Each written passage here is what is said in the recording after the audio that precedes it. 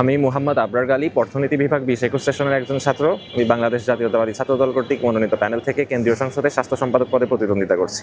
আমি ব্যক্তিগতভাবেও স্বাস্থ্য সম্পাদক পদ চেয়েছি এবং আমার দলও আমাকে এই পদেই মনোনয়ন দিয়েছে, কারণ এই পদের মধ্যে স্বাস্থ্য বিষয়ে আমার কিছু কর্ম অভিজ্ঞতা আছে।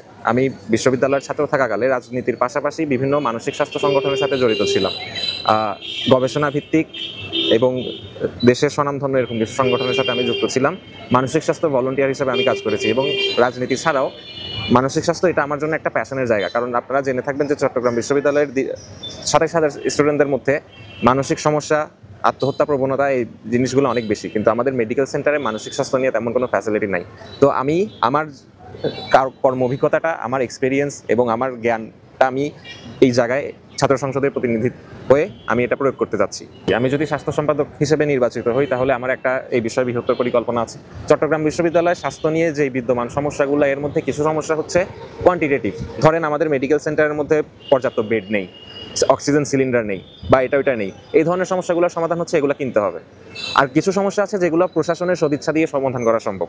যেমন ধরেন আমাদের অ্যাম্বুলেন্স আছে 6টার মধ্যে কার্যকর হচ্ছে মাত্র 2টা, বাকি 4টা অ্যাম্বুলেন্স প্রয়োজনের সময় পাওয়া যায় না, ড্রাইভারকে খুঁজে পাওয়া যায় না, গাড়ি নষ্ট থাকে, বিভিন্ন অজুহাত।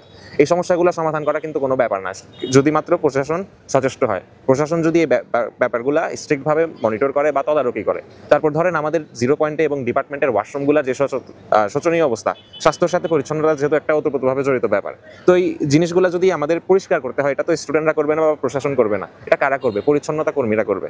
কিন্তু পরিচ্ছন্নতা কর্মীদেরকে প্রশাসন যদি নিয়োগ দিতে চায়, এখানেও বিশাল একটা আমলাতান্ত্রিক জটিলতা আছে।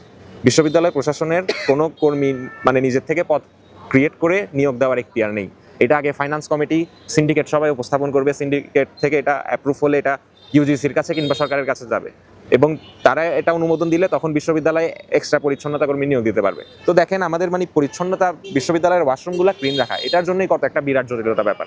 কিন্তু আমাদের প্রশাসন যদি সচেষ্ট হয়, যেহেতু বাংলাদেশের 4টা শীর্ষ স্বায়ত্তশাসিত বিশ্ববিদ্যালয়ের মধ্যে চট্টগ্রাম বিশ্ববিদ্যালয়ের একটা, চট্টগ্রাম বিশ্ববিদ্যালয়ের উপাচার্য যদি মেরুদণ্ড সম্পন্ন হন, তিনি যদি সিদ্ধান্ত নেন যে না, আমি বিশ্ববিদ্যালয়ের পরিস্থিতি, স্বাস্থ্য ব্যবস্থাকে আমি ঢেলে সাজাবো, পরিবর্তন করে দিব, তাহলে তার ইচ্ছাটাই যথেষ্ট। তো ছাত্র সংসদের প্রতিনিধি হিসেবে যদি আমরা নির্বাচিত হই, আমরা প্রশাসনকে সেই চাপটা প্রয়োগ করবো। আমরা প্রশাসন থেকে ছাত্রদের হয়ে ছাত্রদের কণ্ঠস্বর প্রশাসনের কাছে পৌঁছে দিব এবং তাদের থেকে কাজ আদায় করার চাপটা আমরা প্রয়োগ করবো।